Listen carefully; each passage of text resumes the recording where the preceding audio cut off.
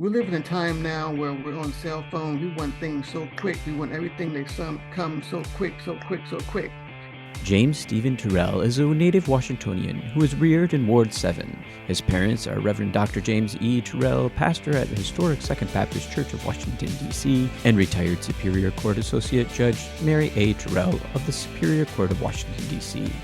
He received his high school diploma from Gonzaga College High School in Washington, D.C., his Bachelor of Fine Arts in 1999 from Howard University, and Master of Fine Arts in 2002 from Parsons School of Design in New York City, and the Master of Divinity Degree from Union Theological Seminary in New York City with a concentration on Theology and the Fine Arts in 2006. While attending Union Theological Seminary, he pursued fine arts painting elective courses at Columbia University. Terrell has exhibited his work all over the country and had multiple solo shows, including at museums. His current exhibition, Transcendence Beyond the Terrestrial Plane, can be seen at the Saginaw Art Museum through April 16th. James Terrell, thank you so much for joining us here on the Temple Arts Podcast. Appreciate your time and the work that you're sharing with the Saginaw Art Museum. Transcendence Beyond the Terrestrial Plane. That is showing now through mid-April. And I wanted to come on here with you and just learn a little bit more about your journey as an artist and how that's come to be, and a little bit more about the exhibition itself. So I'll start I just want to start by learning more about this vision that you've had for becoming an artist. Is that something that you've developed since youth, or something that has more recently been something that you've explored? I would say it's more recent that I explored this particular series of artwork.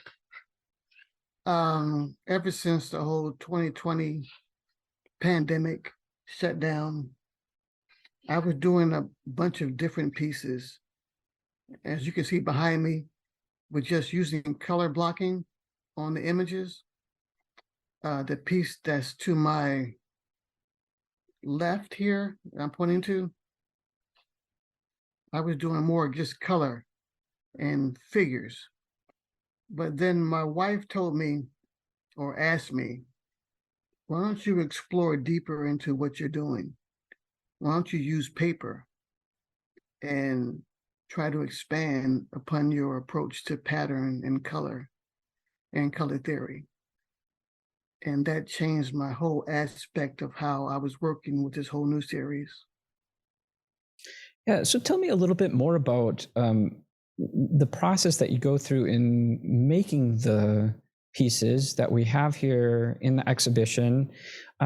Is there a place that you start? Do you start with your subject, or do you start with the materials you have and then construct it from there? Can you describe that process a little bit more?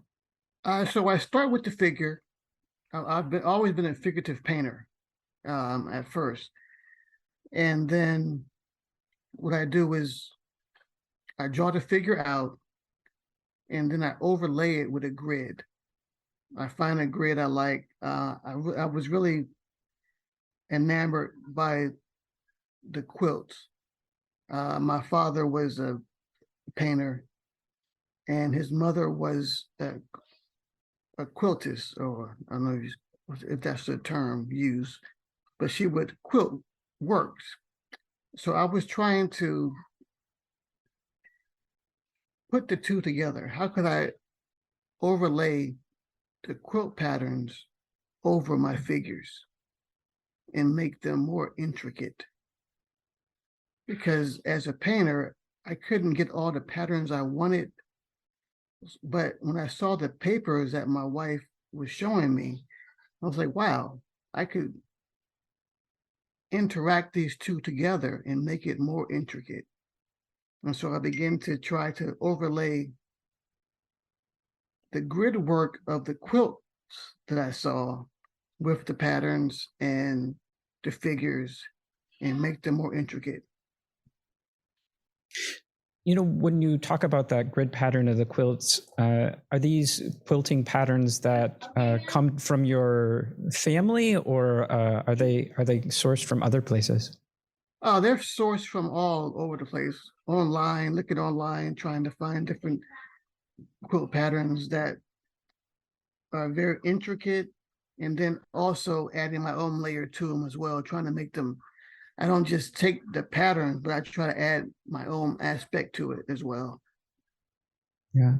And I noticed, looking around the gallery or the exhibition here, it's in some cases hard to tell where you've used the same pattern paper twice. There's such variety in the papers that you're choosing to work with. Do you do that consciously in terms of from one piece to the next, choosing different papers to use, or is that a little bit less conscientious? No, I didn't want to use the same patterns in the same places on the picture. I was trying to use a variety of color patterns and textures all over the canvas. So it was like I was really into the color patterns of Joseph Albers, who's a color theorist, and Eitan, which is also a German color theorist. So I was trying to place the colors, but I was trying to also make them not the same all over the canvas. So I was piecing it together piece by piece, but not trying to use the same colors all over the canvas. So I was really into the whole opt art artist of Victor Vasily and Bridget Riley, so I can make the eyes move all around the picture. So I didn't want to see, I didn't want to have the same patterns all over the picture playing. Yeah, it's interesting to consider sort of the variation from one piece to the next, where in some instances it takes a moment to recognize where that the figure is in the piece, and others it's a little bit more little bit more apparent.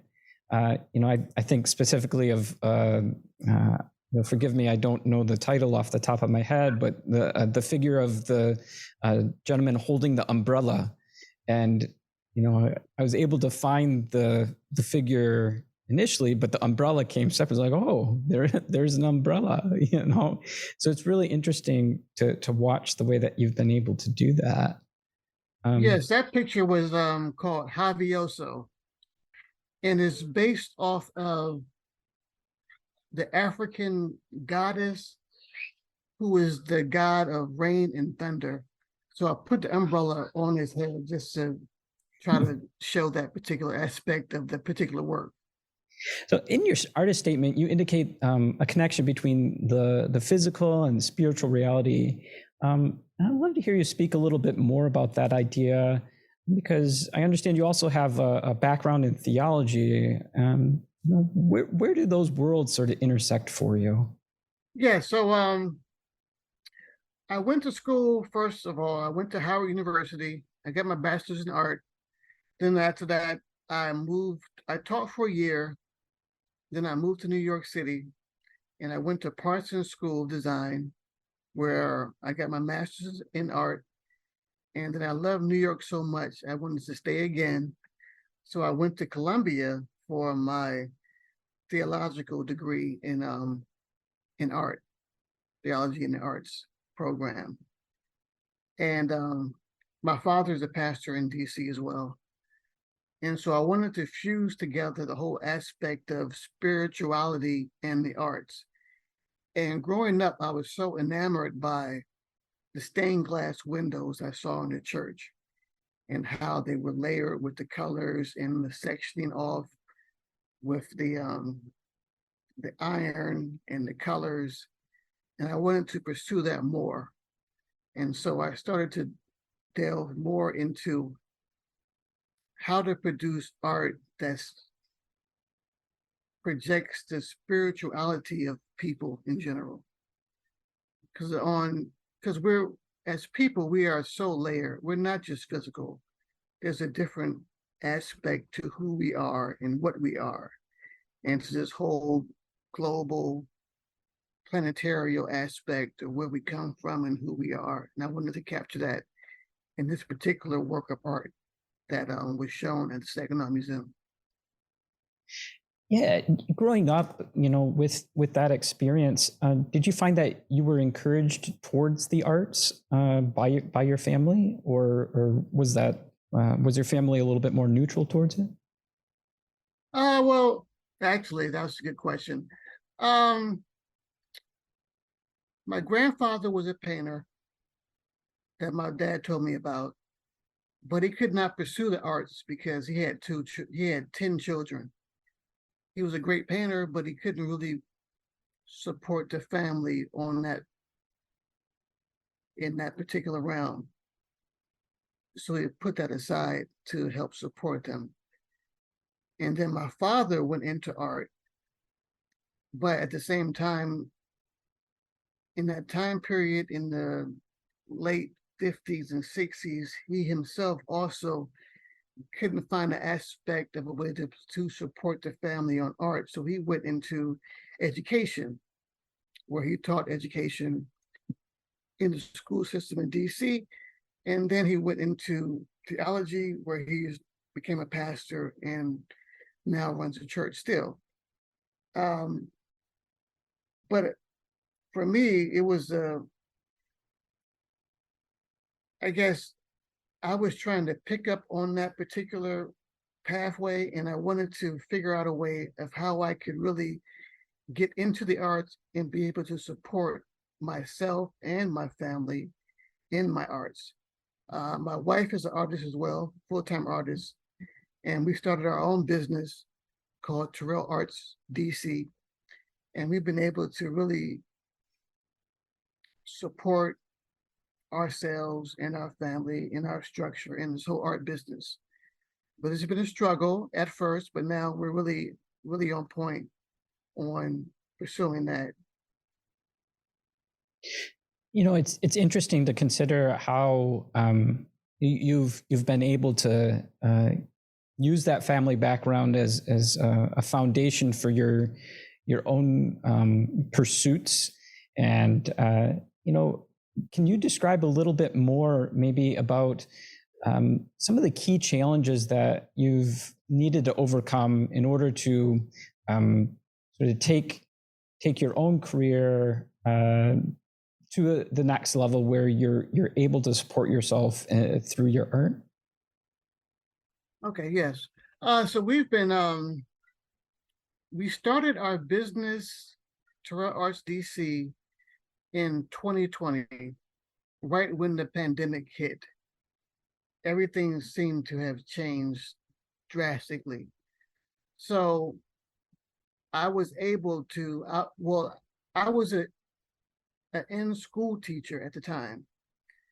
When 2020 hit and the COVID situation hit, I was able to work from home.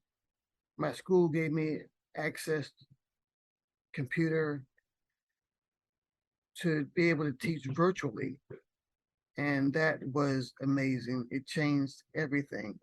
And so from that standpoint, I was able to work on my work as well as teach my classes on a day-to-day basis, which was not actually able to happen before.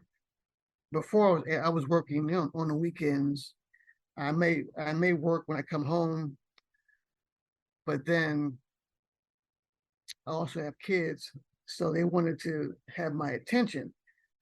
But when 2020 hit, I was able to maneuver and be able to work on my work more so, and work with my kids and my household more. And it helped me to build up a whole new repertoire of artwork, which was amazing. I had more time on my hands.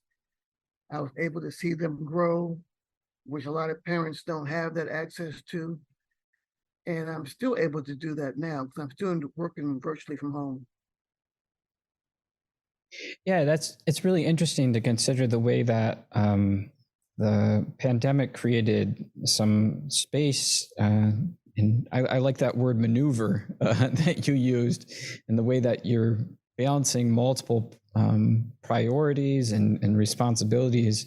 And it really sounds like it was in some ways provided the room for you to develop your own craft. Yeah, it changed the whole situation. I had no idea how much work I was able to accomplish being able to be home 24/7. It was ridiculous. Have you been able to maintain some of that that discipline, or do you have certain disciplines in your day-to-day work now that you follow that help move your art forward?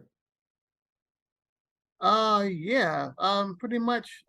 It's the same concept nowadays that I'm still home working from home, and my kids are here. But when I first started, it was a challenge. They didn't understand me being home every day because usually I go to work when I was in school in the building, come home, I will go to work, leave at about 7 o'clock, get to work, come home around 5 or 6. I see them for a couple hours, then I go to bed, and that was that. Then when everything shifted, they would see me 24/7, and they would want to be more involved in what I was doing in terms of my artwork. So there have been many problems at first, I would say, catastrophes, where they would want to work on my art with me. I like to work on the floor, so they would run through the house, tip over paint on the paintings. I'll have to go back and fix the paintings because they knocked paint over them. So it gave me a whole new appreciation of my artwork and how to go back and to fix things. And it was interesting challenge, but then it began to work out. They began to understand the importance of the art and the importance of what I was doing. And they begin to actually work with me and not just over me, I would say. Yeah. Well, I mean, you leave that paint on the canvas, maybe you end up more like Jackson Pollock, right? Pretty much, yes. Yeah. I got many paintings like that they splattered paint on. I had to go over and fix them. But sometimes I used it. Sometimes I used their mistakes on the work, and it actually made the work better. Yeah, it's interesting. Looking towards the future, do you have some projects that you're looking towards, or refining the work that you're pursuing now? Is there anything that you can share about that?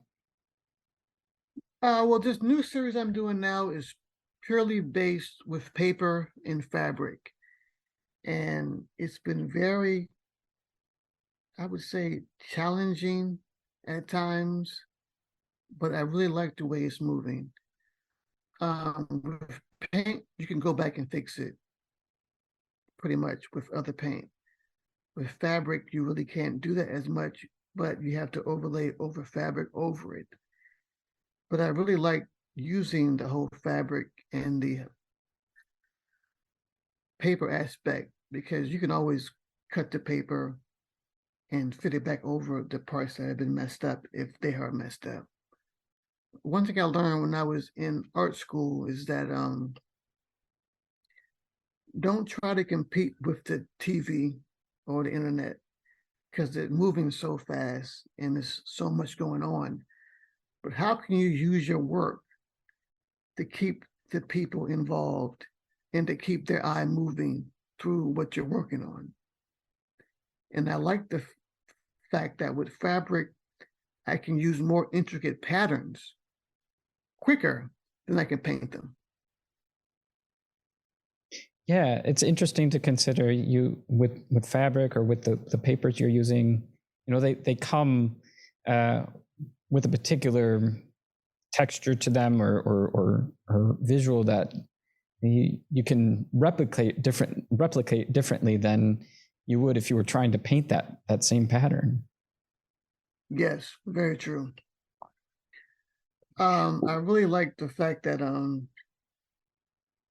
I use a gloss medium to seal the paper and to seal the fabric and the gloss over it, whether it's a matte gloss or whether it's a more, what's the word, glossier gloss, but to make it shine more or make the images sit back more. And I really like the aspect of that particular approach to what we're doing right now. These pictures that I have promoted or done so for the Saginaw Museum have been a more, I guess, spiritual approach to like a reviving of the image, because I was trying to show that we sit on a multiple of planes. We're not just physical beings, but we are spiritual beings. We exist on so many different layers. A lot of folks don't always understand that, but we're not just what you see on the surface, but there's so much more in us and above us and in between us. And I was trying to show that in this particular work. Well, James, thank you again for sharing your time here today and sharing your art with our visitors here at the Saginaw Art Museum. And we'll look forward to continuing to follow your work and welcome people into the museum to see the pieces that you've created. Oh, also real quick, I wanted to say that, so one thing I was trying to show in this artwork is that, artwork that I'm trying to show, it takes time to reveal itself or to unveil itself. You have to stand back and take time to look at it. We live in a time now where we're on cell phones. We want things so quick. We want everything that comes so quick. But I wanted to take a moment to have people stand back and look and see what things pop out of the artwork. Because when you first look at it, you won't actually see the whole thing until you take a moment and actually look back and see it. Yeah, it's interesting. At the opening celebration that we had here, the way that visitors sort of on the younger end, so they had the perspective of looking up at the pieces, how they viewed the work, and how adults viewed the work, and how the time that people were taking to do some of that, try and find not just a figure, but the individual patterns within the paper was really revealing. Cool. Well, James, again, thank you for your time and this art that you're sharing with the Saginaw Art Museum and our visitors here. Thank you. I appreciate you guys showing it. Thank you for listening to the Temple Arts Podcast. Please consider subscribing to the podcast and making a donation to the arts through SaginawArtMuseum.org or TempleTheater.com. This will allow us to continue to bring enriching program to Saginaw and beyond.